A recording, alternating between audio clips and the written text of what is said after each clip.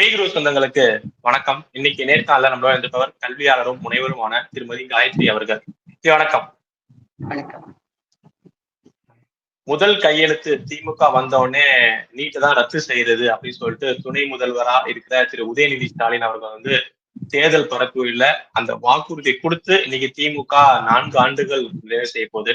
ஆனா இன்னும் அந்த முதல் கையெழுத்து போடாம சட்டம், அதாவது நாங்க சட்டம் எதிர்த்து போராடுவோம் சொல்லி நேத்திக்கு அனைத்து கட்சி கூட்டத்தெல்லாம் கூட்டி இன்னும் வலுவா நம்ம சட்டத்தை எதிர்கொண்டு போவோம் நீட்டை எதிர்க்கிறதுக்கு மசோதாவை நம்ம நிறைவேற்ற மசோதாவை வந்து சென்ட்ரல் கவர்மெண்ட் வந்து ஓகே கொடுக்கணும், இன்னொரு புதிய வழக்கு கூட இதுக்கு நம்ம தொடுப்போம் அப்படின்னு சொல்லிட்டு நேற்றைக்கு அவரே படிச்சு அத வழி முடிஞ்சிருக்காரு. இதை எப்படி பாக்குறீங்க? நீட் ரத்து செய்ய முடியுமா அப்படின்னா கண்டிப்பா முடியுங்க. எல்லாமே கண்டிப்பா பாசிபிள் தான். ஏன் இத சொல்றேன் அப்படின்னு சொன்னா, பஞ்சாப்லயும் சரி, கொல்கட்டாலையும் சரி, வேந்தர்களுடைய ஆணை சரி, இவர்கள் துணைவேந்தர்களை நியமித்தது, ஆசிரியர்களை நியமித்தது தவறு அப்படின்னு சொன்ன உச்ச நீதிமன்றம் நேத்திக்கு கால அதிகமானதுனால வந்து வேந்தர்கள் முதல்வராக இருக்கலாம் அப்படின்னு ஒரு ஜட்ஜ்மெண்ட்டை கொடுக்குறாங்க அப்படின்னு சொன்னா, அதுவும் கொடுத்தது உச்ச நீதிமன்றம் தான், இதுவும் கொடுத்தது உச்ச நீதிமன்றம் தான். நாளைக்கு நீங்க உச்ச நீதிமன்றத்துக்கு போனீங்கன்னு சொன்னா, இதே நீட்டுக்கு வந்து இந்தியா முழுக்க வேண்டாமா இல்ல தமிழ்நாடு முழுக்க வேண்டாமா நீங்க அவங்களே மாத்தி சொல்லலாம். ஆனா நம்ம பார்க்க வேண்டியது என்ன அப்படின்னா, நீங்க ஆரம்பிச்சது போல முதல் கையெழுத்தில் நீட் ரத்து அப்படின்னது முழுக்க முழுக்க பெட்ஷீட்ல வடிகட்டின பொய் அப்படிங்கிறது எப்படி தெரியுது அப்படின்னா, அது உங்க கையில இல்ல அப்படிங்கறத நீங்க இன்னைக்கு உணர்த்திட்டீங்க. உங்க கையில இருந்ததுன்னா நீங்க முதல் கையெழுத்து போட்டிருப்பீங்க. ஏன் நீங்க மசோதாவை ப்ரிப்பேர் பண்றீங்க, ஆளுநருக்கு அனுப்புறீங்க, அங்க இருந்து குடியரசுத் தலைவருக்கு போகுது, ரிட்டர்ன் ஆகி வருது, ஏ.கே. ராஜன் கமிட்டி போடுறீங்க, திரும்பவும் இன்னைக்கு வந்து சொல்லிருக்கீங்க. நாம இததானே முதல்ல 2017ல இருந்து சொல்லிக்கிட்டு இருக்கிறோம். நீ நீட்டு வேண்டான்னு சொன்னா போக வேண்டிய இடம் உச்ச நீதிமன்றம், ஆளுநர் வீட்டு கதவு இல்ல அப்படின்னு நம்ம தொடர்ந்து சொல்லிக்கிட்டு இருக்கிறது. இன்னைக்கு ஒன்ஸ் அகைன் அவங்களே அதை ப்ரூவ் பண்ணிருக்காங்க. அததான் நம்ம சொல்லணும். இவங்க எத்தனை மனு வேணா போடலாம், எத்தனை இடம் வேணா செய்யலாம். இந்த மசோதாக்களும் ரிப்போர்ட்டும் ஆளுநர் வீட்டுக்கோ குடியரசுத் தலைவருக்கோ போனா ஒண்ணும் ஆகாது. இந்த தீர்ப்பை கொடுத்தது உச்ச நீதிமன்றம். அந்த தீர்ப்பை மாத்தி கொடுக்கணும்னா திரும்பவும் நீங்க போய் மனு போட வேண்டிய இடம் உச்ச நீதிமன்றம். இததான் நம்ம ஆரம்பத்துல இருந்து சொல்லிக்கிட்டு இருக்கிறோம். 4.5 வருஷம் கழிச்சு இன்னைக்கு அதை வந்து அவங்க ஒத்துக்கிட்டு சட்ட போராட்டத்துல எந்த மாதிரி இருக்கு? சட்ட போராட்டத்துல திமுக நீட்டை எதிர்த்து என்ன மாதிரியான வழிமுறைகளை வந்து கையாளுது? ஆல்ரெடி அவங்க வழக்கு போட்டிருக்காங்கல்ல, அதை எப்படி அவங்க வாதாடுறாங்க? எந்த வலிமையான இது வந்து வாதாடுறாங்க அந்த நீட் எதிர்ப்புல? அங்க வாதாடுறதுக்கு என்ன இருக்கு? நீங்க ஏற்கனவே நீங்க பாத்தீங்கன்னா சிஎம்சி வெள்ளூர் வந்து இதை கேட்டாங்க, எங்களுக்கு மட்டும் வந்து விலக்கு கொடுங்க, நாங்க வந்து சிறுபான்மையினர் இன்ஸ்டிடியூட் முடியாதுன்னு சொல்லிட்டாங்க. பேண்டமிக் அப்போ 13 பிள்ளைகள் தனித்தனியா தமிழ்நாட்டுல இருந்து கேஸ் போடுறாங்க. என்னன்னா பேண்டமிக்கா இருக்கு, இந்த வருஷம் எங்களுக்கு நீட் வேண்டாம் அப்படின்னு. அதையே உச்ச நீதிமன்றம் நோன்னு சொல்லிருது. ஓகேங்களா? அப்போ திரும்பவும் நீங்க வலுவான ஆதாரத்தை வைக்கணும். அப்ப நீங்க ஏ.கே. ராஜன் கமிட்டி எடுத்துட்டு போறீங்க ரிப்போர்ட்டை, பாருங்க இதெல்லாம் சொல்லியிருக்காங்க அப்படின்னு சொல்லிட்டு. ஏ.கே. ராஜன் கமிட்டிங்கிறது ஒரு முரசொலி பேப்பர் அப்படிங்கிறது எல்லாருக்கும் தெரிஞ்சிருச்சு. ஏன் இதை சொல்ற அப்படின்னு சொன்னா, 50% ரிப்பீட்டர்ஸ் அப்படின்னாங்க. பெரும்பாலான மாணவர்கள் கோச்சிங் கிளாஸ் போய் வராங்க அப்படின்னாங்க. இந்த ரெண்டுத்துக்கும் ஆதாரம் என்னன்னு ஆர்டிஐல கேட்டப்போ அவங்க கிட்ட எந்த விதமான டாக்குமெண்டல் எவிடன்ஸும் இல்ல. ஒரு நீதிபதி, ரிட்டையர்டு நீதிபதி ரிப்போர்ட் ப்ரிப்பேர் பண்றாரு, தரவுகளே இல்லாம. சரி, நீதான் சொல்ற இதனால வந்து அரசு பள்ளி மாணவர்கள் பாதிக்கப்படுறாங்க. சரி, அரசு பள்ளி மாணவர்கள் பாதிக்கப்படுறாங்கல்ல, சரி அப்ப 2017க்கு முன்னாடி எத்தனை பேர் வந்து அரசு பள்ளி மாணவர்கள் சேர்ந்தாங்கன்னு சொல்லு அப்படின்னா கரெக்டா அந்த இடத்த கோடு போட்டு பிளாங்கா விட்டுருக்கீங்க. 2006ல இருந்து 2016 வரைக்கும் எவ்வளவு மாணவர்கள் படிச்சாங்கன்னு சொல்லு. அரசு பள்ளியில இருந்து போனவங்க மருத்துவக் கல்லூரிக்கு போனாங்கன்னு சொன்னா அதுவும் இல்ல. அப்ப நம்ம தனித்தனியா எடுத்து பார்க்க அப்ராக்சிமேட்டா ஒரு 220 மாணவர்கள் 10 வருஷத்துல வந்திருக்காங்க. அப்ப நீங்க எந்த அளவுக்கு அரசு பள்ளி மாணவர்களுக்கு இம்பார்ட்டன்ஸ் கொடுத்து வச்சிருந்தீங்க? அது இல்ல.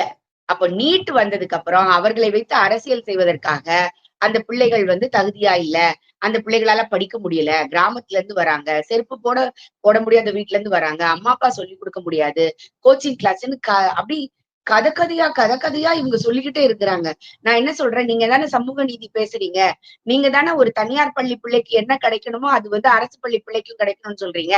அப்ப அந்த பிள்ளைகளுக்கு ஏடிஎம்கே கவர்மெண்ட்ல நான் மசோதா ப்ரிப்பேர் பண்ணி அனுப்பிச்சுட்டு, நான் ஒரு செப்பரேட்டா அவ்வளவு அழகா ஒரு கோர்ஸ் நடத்துனாங்க. அந்த நம்முடைய அரசு பள்ளி பிள்ளைகளுக்காக. ஆனா இன்னைக்கு அது எந்த அளவுக்கு சுருங்கி போச்சு அப்படின்னா, 10 வருஷத்தோட கொஸ்டின் எடுத்து குடுத்து, அதுக்கு ஆன்சர் எடுத்து குடுத்து, நீ ப்ரிப்பேர் பண்ணிக்கோ. இதுதான் தமிழக அரசு நீட் கோச்சிங்க்கு தமிழக பிள்ளைகளுக்கு செய்யக்கூடிய ஒரு வேலையா இருக்குது. அப்ப நீங்க எந்த இடத்துல இருந்து நீங்க உங்களுடைய ஒரு அதாவது எந்த ஒரு தார்மீகமா ஒரு விஷயம் இருக்கணும்ல. தார்மீகத்துக்கும் அவங்களுக்கும், தர்மத்துக்கும் அவங்களுக்கும் எந்த சம்மந்தமும் இல்லன்னு ஆயிடுச்சு அப்படிங்கும்போது, அத திரும்ப திரும்ப ப்ரூவ் பண்ணிக்கிட்டே இருக்கிறாங்க. இல்ல மக்கள் இன்னும் நம்புவாங்களா? ஏன்னா முதல் கையெழுத்துன்னு சொல்லிட்டு, இப்ப நாங்க வந்து அந்த சூட்சமம் என்னன்னு கேட்டா போராடுறதுதான். நாங்க வந்து வழக்கு போட்டு போராடுறதுதான் அப்படி சொல்லிட்டு அப்படியே டிட்டோவா மாத்துறாங்க. அப்படிங்கிறது மக்கள் இன்னும் நம்புவாங்களா? இந்த மக்கள் அனைத்து கட்சி கூட்டம், இந்த நம்பலங்கிறது டிராமாலாம்? வருஷா வருஷம் எண்ணிக்கை அதிகமாறதுல இருந்தே நீங்க தெரிஞ்சுக்க வேண்டாமா?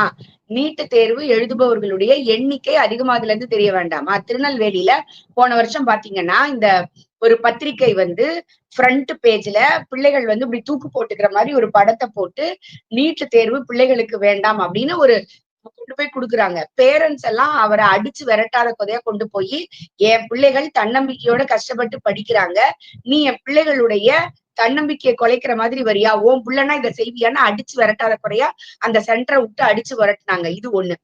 இந்த தொலைக்காட்சியில பேசும்போது ஒரு ஒரு புத்திசாலி ஒருத்தர் பேசுறாரு. ஏங்க இருக்கிற இடமே வந்து உங்களுக்கு தமிழ்நாட்டுல 11,000 இடம் தான் இருக்குது. இந்தியா முழுக்க 1,18,000 தான் இருக்குது. ஆனா நீ பாஸ்ன்னு கேட்டா 5 லட்சம் மாணவர்கள் பாஸ்ன்னு சொல்றேன்னு. என்ன ஒரு முட்டாள்தனமான ஒரு வாதம்னு நீங்க பாருங்க. இப்போ 35 மார்க் எடுத்த பிள்ளையும் நம்ம பாஸ்ன்னு சொல்றோம். 100 மார்க் எடுத்த பிள்ளையும் பாஸ்ன்னு சொல்றோம். 35 மார்க் எடுத்த பிள்ளைக்கு நீ ஐஐடில கொடுப்பியா? சரி, ஐஐடி சென்ட்ரல் கவர்மெண்ட் இன்ஸ்டியூட் விட்டுரு. நீ இங்க இருக்கக்கூடிய மெட்ராஸ் யூனிவர்சிட்டியில கொடுப்பியா? இங்க நீங்க சொல்றீங்கல்ல 120 வருஷம் பழசுன்னு லயலா சொல்றீங்கல்ல, அங்க நீங்க குடுப்பீங்களா? இங்க இருக்கக்கூடிய நந்தனம் ஆர்ட்ஸ்ல நீங்க குடுப்பீங்களா? 35 மார்க் எடுத்து ஒரு பையன் வரான். நீ நந்தனம் ஆர்ட்ஸ்ல ஒரு கோர்ஸ்க்கு குடுப்பியா நீ? அங்க நீ மார்க் தானே பாக்குற. யோசிச்சு பாருங்க. அப்போ பாஸ் அப்படிங்கிறது ஒரு கிரைட்டீரியா. உன்னை விட உன்னுடைய கம்யூனிட்டியில அதிக மார்க் யார் எடுக்கிறாங்களோ அவங்களுக்கு அந்த கோர்ஸ் போய் சேருது. இந்த அடிப்படை புரிதல் கூட இல்லாம இதை பற்றி விவாதங்கள்ல வந்து விவாதிக்கிறாங்க. விவாதங்கள்ல நீங்க அந்த ஊடகங்கள்ல விவாதிக்கிறத பாத்தீங்க அப்படின்னு சொன்னா நமக்கெல்லாம் ஹார்ட் அட்டாக்கே வந்துடும். பொய்க்கு மேல போய் பொய்க்கு மேல போய் ஒருத்தர் சொல்றாரு 11 கல்லூரி கொடுத்தாங்களே தமிழக அரசினுடையதுன்னு. ஏய் 60% சென்ட்ரல் கவர்மெண்ட் கொடுத்துருக்கியா? 40% தான் மாநிலத்தோடையது அப்படின்னு சொன்னா அந்த தரவுகள் கூட தெரியாம நம்ம என்ன சொன்னாலும் நம்புவோன்ற ஒரு எண்ணத்துல பொய்க்கு மேல பொய்யா இவங்க சொல்லிட்டு போறாங்க பாருங்க.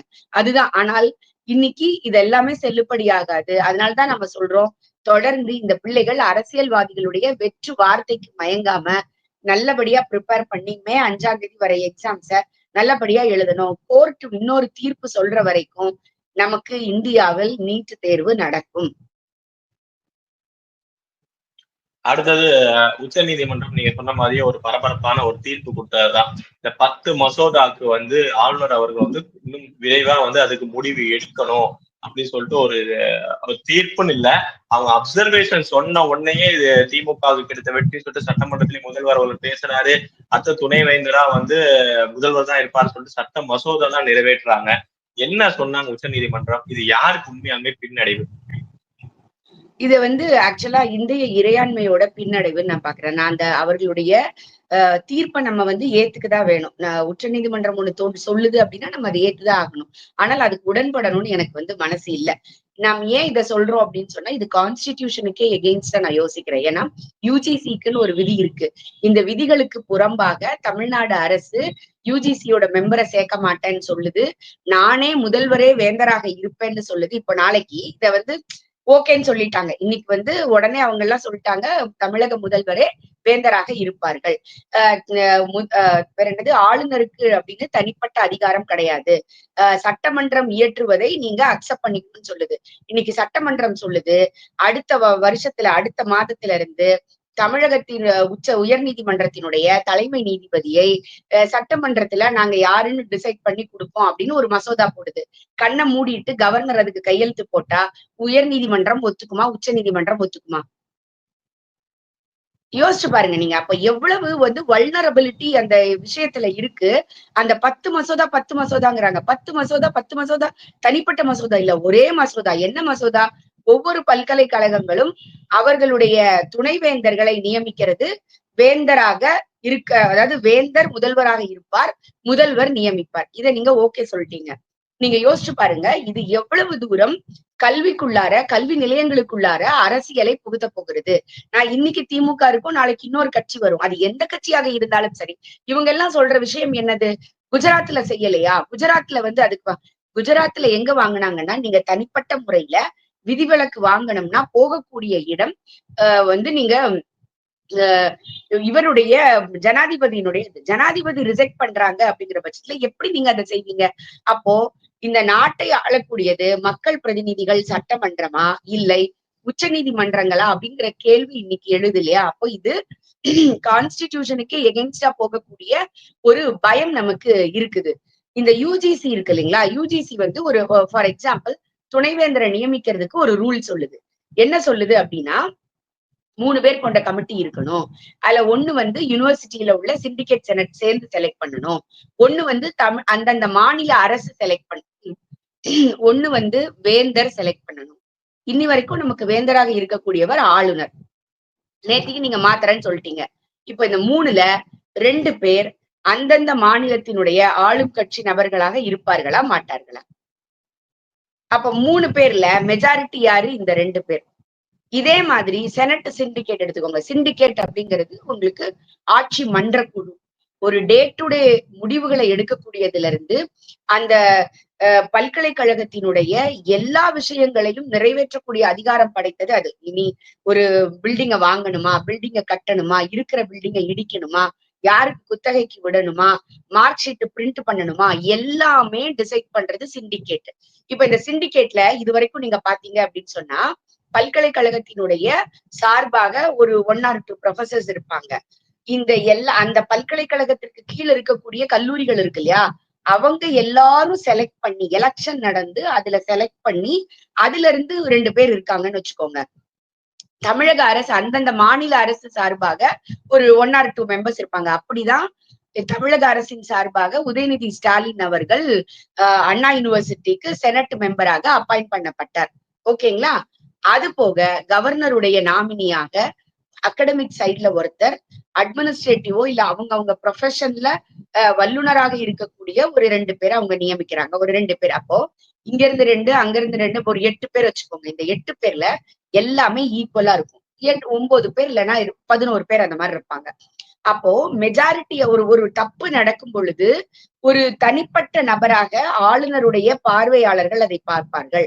கல்வி சம்பந்தமான விஷயங்களை கல்வியாளர்கள், இந்த கல்லூரியில இருந்து செலக்ட் பண்ணவங்க, பல்கலைக்கழகத்துல இருந்து செலக்ட் பண்ணவங்க பார்ப்பாங்க. இன்னைக்கு யோசிச்சு பாருங்க, இவர்களை மீறி இந்த கல்லூரிகளில் வேலை பார்க்கக்கூடியவர்கள் ஏதாவது குரல் எழுப்ப முடியுமா? முடியாது. அப்ப இந்த 4 பேருடைய வார்த்தை எடுபடாது.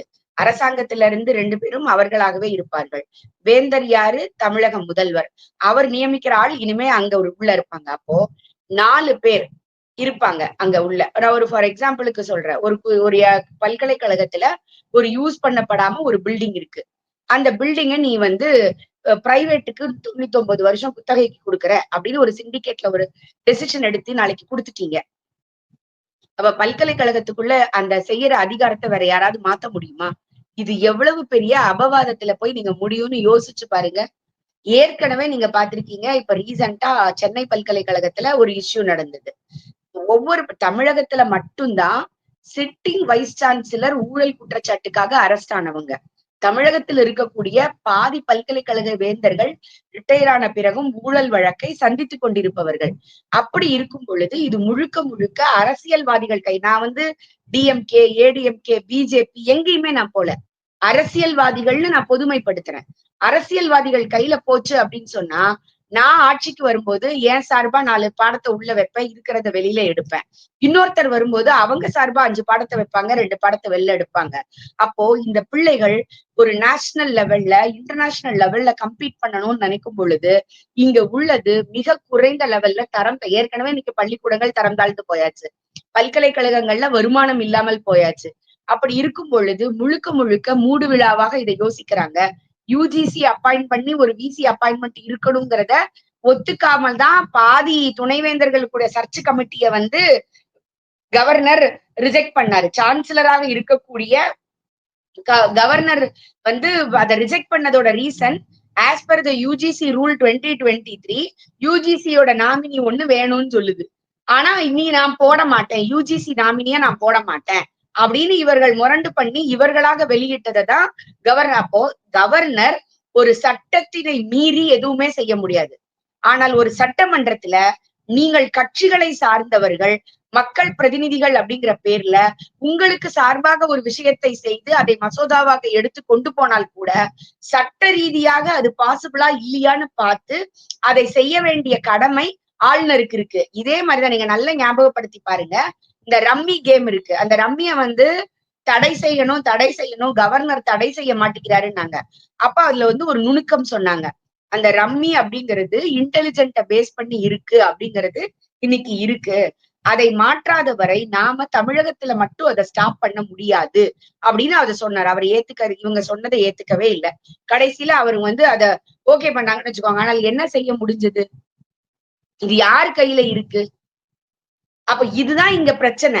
இன்னைக்கு இவர் அதை ஓகே சொல்றாருன்னு இப்ப நீங்க பாருங்க, நான் சொன்னேன்ல உங்களுக்கு, தலைமை நீதிபதியாக இவர் இருப்பார். அப்ப நீ வர்ற ஃபைல் எல்லாம் கையெழுத்து போடுற உரிமை தான் நீங்க வந்து ஆளுநருக்கு இருக்குன்னு சொல்றீங்க. அப்ப நாளைக்கு அது ஆளுநர் கையெழுத்து போட்டா நீங்க வந்து எப்படி அவரை பார்த்து சிரிப்பீங்க? யோசிச்சு பாருங்க. இது சட்டப்படி செல்லுபடி ஆகுமா ஆகாதாயா? இதுக்கு போய் சைன் போட்டிருக்கியா? நாமளே கேட்போமா மாட்டோமா? அப்போ ஒரு தனிநபராக இருக்கக்கூடியவர்கள், கட்சியாக இருக்கக்கூடியவர்கள் எப்படி வேணா ஒரு முடிவெடுக்க முடியும். ஆனால் ஒரு ஆளுநர் என்பவர் நீங்க வந்து ஜனாதிபதியோட ரெப்ரசன்டேட்டிவ். அப்ப ஒரு ஜனாதிபதி அப்படிங்கிறவர் ஒரு நாட்டினுடைய இன்னைக்கு நமக்கு முதல் குடிமகன்.